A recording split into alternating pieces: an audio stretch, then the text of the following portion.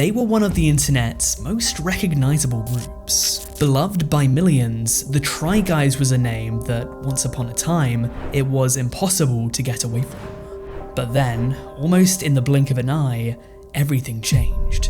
And today, the remaining members of the group are very aware that they're losing a decade-long grip on their audience. But what happened, and how did we get here? How did the Try Guys become what we know them as today, and where did it all go wrong? Well, today we're going to go over a timeline of the group's origins, some of their individual milestones along the way, the formation of their own company, and then how it all came crashing down, but also what lies ahead. So in case you don't know who they are, let me provide you with a little bit of background. In order of Instagram following, smallest to largest, first up you have Ned Fulmer, who is known as the wife guy. Oh boy, is this video going to be filled with irony. Definitely the most analytical of the group, he was best known for making jokes revolving around him being a husband and father. Then there was Zach Kornfeld, usually seen as a bit of an underdog in challenge-style videos. His brand of humour was often seen as the more light-hearted of the group. Of course, then you have Keith, the food-loving goofball, regarded by the other guys as being the funniest of the four. And last, but certainly not least, you have the slick, stern and serious Eugene Leaves. He was often seen as somewhat of a black cat, having a rough exterior that had to be broken down before revealing a much warmer interior. Just over 10 years ago, fate would have their paths cross, and what came next was near enough a decade of online dominance. So let's get into their story.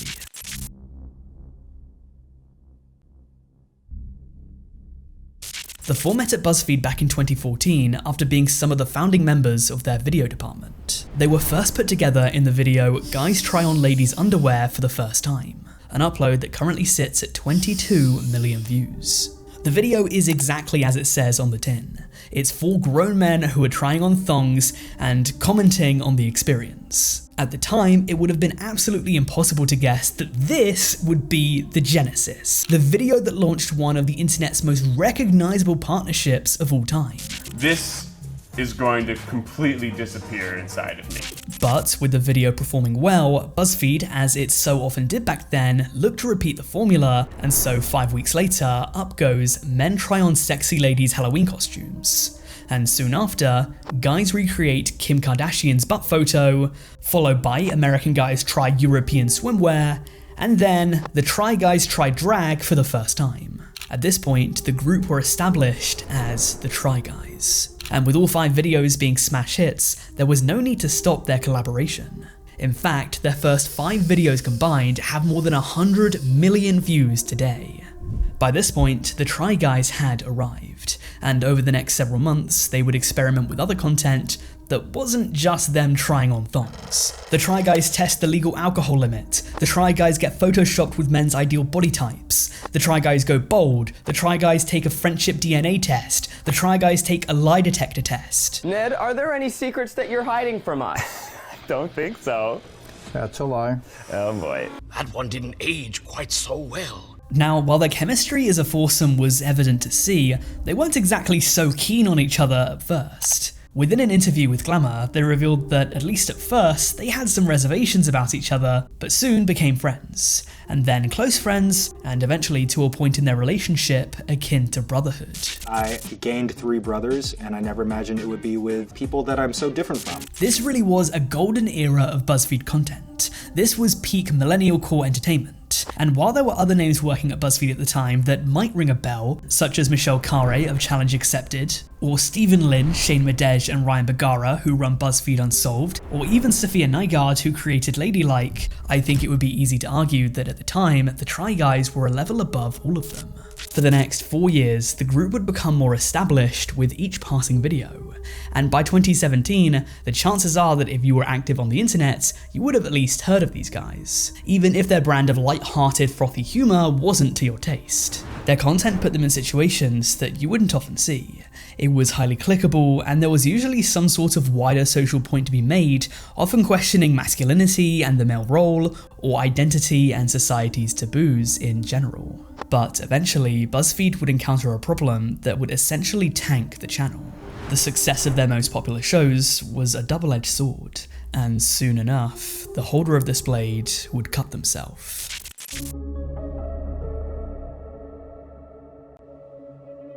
As I mentioned before, the mid-2010s was the golden age of BuzzFeed content. We're talking like 2014 to 2017 here, and they gave a start to a whole slew of creators that have gone on to do much bigger and better things. But that in itself is the problem. The creators that they gave a start to then eventually left. BuzzFeed couldn't keep hold of their talent. They're like a sports academy that kept developing great young stars, and then eventually those stars leave the team to go to somewhere bigger. The Try Guys were here to stay, which posed a problem to BuzzFeed. Once their contract expired, how do you get them to stick around? Well, you'd essentially have to allow yourself to be held hostage to their demands. You'd have to make it worthwhile for them to stick around. Maybe you think that they don't have the business acumen to make it solo, but if they do, why wouldn't they just leave? BuzzFeed had too much key person risk. Their most popular shows were anchored by their on-screen personalities. People didn't care about BuzzFeed, they cared about the creators making this content. And it seems as though BuzzFeed realized this too late, or maybe they realized it in time but just couldn't do anything to stop it. Sophia Nygaard spoke a little bit about this during her viral video, Why I Left BuzzFeed, where she explained that she was the face of the show, and as it grew, people watched it for her. But she didn't own it, and she was never invited to the table to talk about the show, which she didn't feel was fair. Another thing was this awkward dynamic where my name and my face were really associated with BuzzFeed and with Ladylike, but I didn't own any part of Ladylike, and I also wasn't included in any of the higher level strategy conversations about the show itself. Eventually, it got to a point where she felt as though they were about to merchandise the show, and therefore her image, and she felt as though this wasn't what she signed up for. But back onto the guys, within a video titled How We Left BuzzFeed from 4 Different Perspectives, they each revealed their motivations for wanting to leave. I think all of us had been planning on leaving at some point. The best way to grow was to leave and to strike out on my own. More autonomy, more creative control, ownership over my own work, flexibility in my schedule, and Very much focused on getting my sort of independent career started. quite frankly, they didn't want to pay us enough. It might have just been played off as a joke, but Keith does have a point here. If they're salaried employees, it's likely that they didn't feel as though they got their fair share of the pie. Independence allowed them to have more creative control over their videos, it's allowed them to engage in side projects, it also allowed them to keep 100% of the ad revenue. Obviously they're going to hire a team, but they get to see more of it if their videos perform well. And so even if they're starting at 0 subscribers, as long as they make similar content to what they made on BuzzFeed, they've cultivated an audience there for 4 years. So it would make sense for the audience to go follow them to this new channel, especially if they think they're getting the most authentic and unencumbered Try Guys content that there ever was. The guys could now make literally anything they wanted. Between January and April 2018, each of the Try Guys left BuzzFeed and decided to create their own channel. As they were setting up their new business, Ned Fulmer's wife Ariel went into labor, and Eugene was cast in a movie, which, don't quote me on this, but I think it was Nimona, which is kinda cool. So during their launch, it was just Keith and Zach steadying the ship. But the pair do, and looking back, this was a golden era for the YouTube group. And if you don't believe me, if you saw the channel's videos by most popular, 8 of their 10 most popular videos were uploaded within the first year of the channel's existence. The videos might have been slightly rough around the edges compared to what they would have hoped for, but many of their fans felt as though this was the raw, free, and uncaged Try Guys content that they wanted. For the next 4 years, the guys did their own thing, really embracing their independence from BuzzFeed. And by all means, things were going really well. In October 2018, they would win the Streamy for Best Show. In January 2019, they announced that they were going to be writing a book. A few months later, they released a New York Times bestseller, The Hidden Power of F***ing Up, which was generally received very well. Around this time, in the summer of 2019, they announced that they were going on tour, kicking it off in Los Angeles on the 21st of June, visiting 26 cities in 4 different countries between North America, Southeast Asia, and Oceania, before finishing up in Seattle in October. They'd also win a Shorty in 2019 for Best YouTube Ensemble, and they'd launch their podcast, The Tripod. In 2020, Eugene would win the Phenom Award at the Shorties for his LGBT activism. Not only that, but views on the channel were pretty good. The Wayback Machine doesn't go all the way back to the channel's inception, but it does show you that from mid-2018 onwards, they were taking in subscribers in the hundreds of thousands, or even at times, millions. At the time, it seemed as though the Try Guys were going to take over the world. But as we now know, they didn't. In 2022, an incident occurred that turned the lives of the group's members and their loved ones upside down, in what has to be considered one of the most shocking revelations in internet history.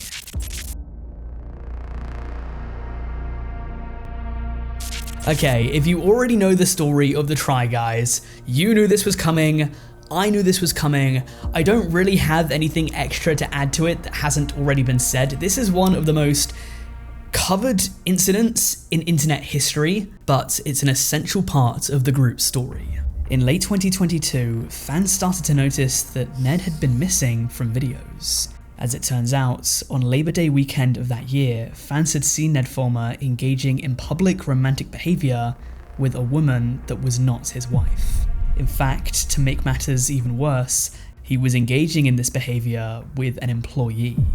And somehow it gets even worse because this employee was engaged. The woman he was cheating with was named Alexandria Herring, who was called in to speak to the other guys following the allegations. She and Ned confirmed that they had been engaging in a romantic relationship and had been for some time. Obviously, if they felt comfortable enough doing this out in public, especially considering that Ned Fulmer could be recognized by people that watched his videos, which is exactly what happened, one could only speculate just how long they were doing it for. Over the next several weeks, the group were doing their best to salvage the situation, and on the 4th of October 2022, the 3 remaining members of the Try Guys released their video, What Happened?, where they attempted to explain to their audience their side of the story, as they explained that there were certain aspects that couldn't be disclosed for legal reasons. But all things considered, this was the sort of video that people were looking for in this situation.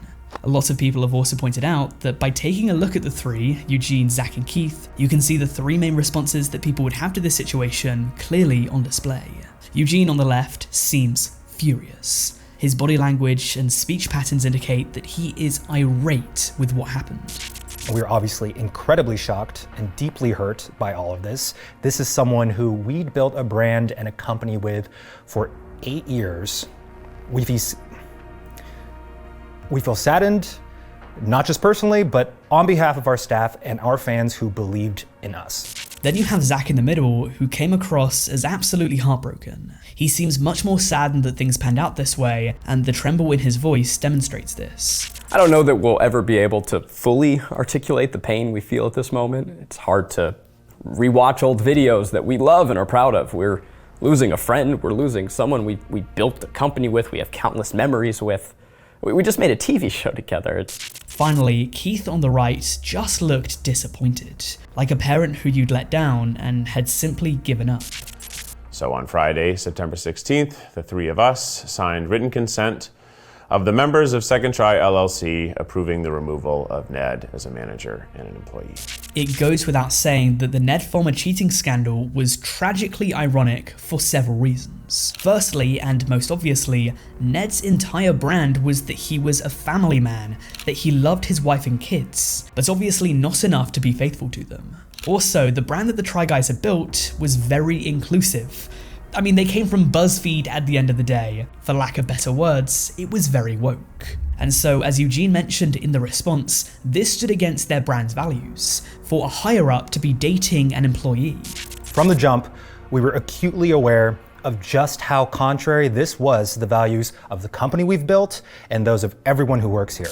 Obviously, it's never good PR for any public figure to have a cheating scandal, but if you compare the fan base of the Try Guys' reaction to the news, compared to, say, the audience of Dr. Disrespect after his announcement, you'll see that in comparison, this was much bigger of a deal to the Try Guys fans. In fact, it was a huge deal to literally the entire internet. The Try Guys response video has now been seen more than 13 million times and counting. The podcast episode discussing it received a further 8 million views, Moist Critical's video took in just shy of 4 million, a Dodford and Right Opinion video combined have a total of 3 million views, and the story was blasted all over Cosmopolitan, Esquire, Forbes, TMZ, and, ironically enough, BuzzFeed. Not only that, but this was big enough news so that SNL, Saturday Night Live, made a parody of the response, in what many people have since believed to be the result of Ned trying to pull some strings to manipulate people's perception of the situation. A TikToker known as Engineering released a video where she analysed the writers of the sketch and noted that one of them, Will Steven, attended Yale from the years 2007 to 2011, whereas Ned was there from 2005 to 2009. And so there was a 2-year crossover period where the men could have known each other. This is important as Ned had previously admitted that he had an old friend that worked at SNL, so the theory definitely has a reason to exist. A friend of mine's a writer, and he just had a newborn. He's like, got a newborn baby, and he's a writer on SNL. At the end of the day, this was a very peculiar sketch to make. It doesn't seem like it fits in what an SNL sketch usually is.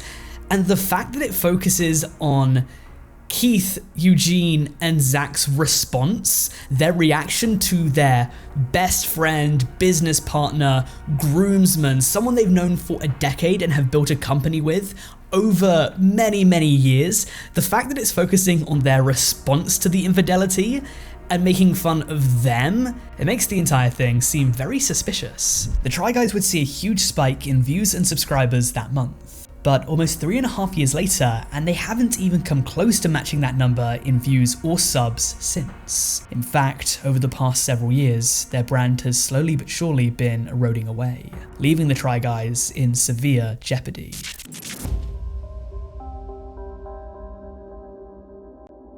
Following the Ned Fulmer scandal, the remaining Try Guys would announce that they were moving on to greater pastures as a trio. We're not going to beat around the bush. Look, that era of the Try Guys is officially over. It was an incredible, once-in-a-lifetime ride, and we really, truly, honestly cannot thank you enough for being a part of it. The crew would carry on doing what they loved, and by all means, the aftermath wasn't a sad part of their history. Zach, for example, got married in February 2023. In June 2023, after being in production hell for several years, Nimona, the animated Netflix film, was finally released, featuring the voice talent of such stars as Riz Ahmed, Chloe Grace Moretz, and Eugene Lee Yang, who I was surprised to discover actually voiced the love interest of the protagonist. As for Keith, he welcomed his first child into the world in September 2023. So for as terrible as the end of 2022 was for the remaining members, 2023 actually had some amazing milestones for them. However, 2023 was also the year that their growth quickly began to grind to a halt. In February 2023, only 4 months after the Ned Fulmer cheating scandal, they lost 10,000 subscribers. The next month, another 10,000. 2 months later, and another 10,000. Their views were also inconsistent. While they did improve by the year's end, the first few months of the year were very poor for their standards. Then, in May of 2024, it was announced that Eugene had left the group. It had been coming for a while by that point. People had noticed that he'd been appearing in videos less and less. His schedule was busier, and he had ambitions outside of the group. This was by no means a bad breakup. He made it very clear that there was no drama involved whatsoever, and that he fully supported the other guys moving forward. But for Eugene, it was simply time for a change. By this point, Eugene had been a part of the Try Guys for a decade, and he felt as though there was more that he could be doing. And so, from June 2024 onwards, the Try Guys were down to 2 original members. Of course, there are many other employees that work for them, and other on-screen talent, but to an audience outside of their own, most people would only recognise these 4 as the Try Guys. Their friendship was the cornerstone of the brand. It was the lifeblood of the Try Guys. And so now they were only down to 2 original members. Many people felt as though they lost that magic formula that was so crucial to their identity. And as we've recently seen, this is a huge problem for the Try Guys.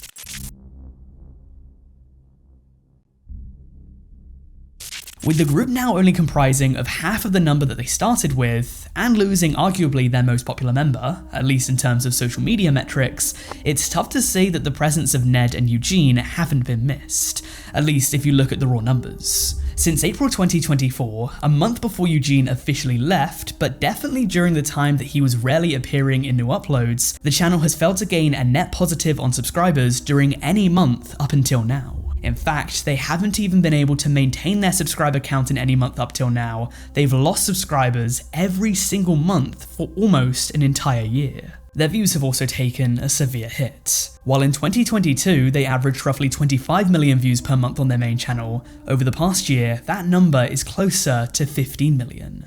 The same thing is true for their podcast channel, with it also hemorrhaging subscribers each and every month. Now, there could be several reasons for this. Maybe some of their audience members had a favourite in Eugene, or maybe to a lesser extent Ned, and now that their favourite isn't on the show anymore, they've just clocked out. Or maybe some people liked the four of them together and it was their friendship and connection that made them stay. Or maybe the sort of content they make has just had its day. To be honest, now going on 11 years since its inception, it's a wonder that the group are going as strong as they are. There are only a handful of content creators out there that stay relevant for that long. Or alternatively, maybe it's because they haven't been spending as much attention on their YouTube channel as they have in the past. In 2024, it was announced that the Try Guys would be launching their own streaming service, Second Try. This is something that's been done before in similar ways. College Humor's Dropout, for example, is a massive success story, as is Nebula, reportedly having over 680,000 paying subscribers. And then there's Watcher, but we don't talk about that one. So the Try Guys launched their own streaming service, but very recently were transparent in the fact that in the pursuit of trying to grow Second Try, it severely damaged their growth on YouTube. But we didn't put our YouTube hats on and think about how things were going to perform on YouTube to reach more people so more people could find out about the cool stuff we're making on Second Try. As a result, our YouTube channel is not doing well. They also revealed that their new shows, if solely on YouTube, wouldn't be able to survive. They need the support of paying subscribers. And the problem is that if their YouTube channel isn't growing, then they can't funnel that into extra paying subscribers for Second Try. We wouldn't be able to afford to make it at all without subscriber support. In fact, that's kind of true of all of our shows right now. Like, we can't make Without a Recipe if it's just YouTube. We couldn't do Phoning It In if it's just YouTube. And that takes us up to today. The Try Guys, now only down to 2 members, are attempting to navigate this new era for the brand. And until they figure it out, it appears as though the channel is going to be taking a hit for the foreseeable future.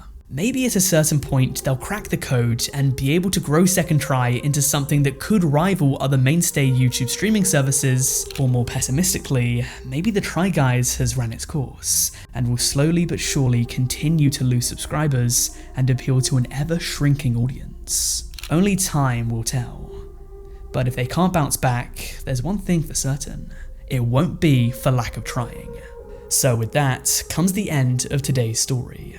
If you enjoyed this, then please make sure to give this video a like and subscribe to the channel if you haven't already, as that will tell me to keep on making this kind of content. Also, as a small content creator, I would truly appreciate it. Let me know down in the comments if there's another content creator's rise and fall that you'd like to see me cover, and maybe we could turn this into a video series. In the meantime, if you want a video similar to this, I covered the rise and fall of JCS criminal psychology a few weeks ago, and in that video, I discussed the controversial rise of AI-generated YouTube content. Click on the screen now to give it a watch. Aside from that, I'd like to thank you for watching, and I'll see you later.